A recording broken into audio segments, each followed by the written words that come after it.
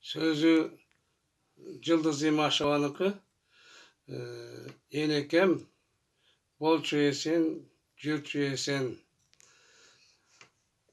Atkarucu, avtor Жазымбек Kapsalamov. Enekem eng nazik gül dünyadagı, alamda kökkä bölüp nurun tökkün. Ballarım kanatına katıp kuştay. Enekem dem taşıp turganımdı uçup köktün. Başkanın жүрген жер майга болуп, Енеке турган азыр барын туюп, мейримди бизге кылган эмгегиңде Енекем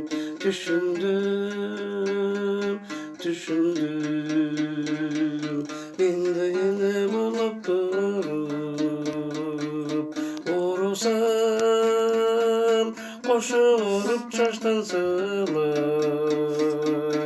Östürgün men özüңe tazım kılıp Kankende ak sütümdü aktar ekem Enekem ümittü yüreğimden orup duram Başkanın жүрген жерин майга болуп Enekem турган азыр барын туюп Мейримди бизге кылган эмгегиңди Enekem düşündüm men de yine bulup durup Başımdı sağa eğip duran apa Ay apa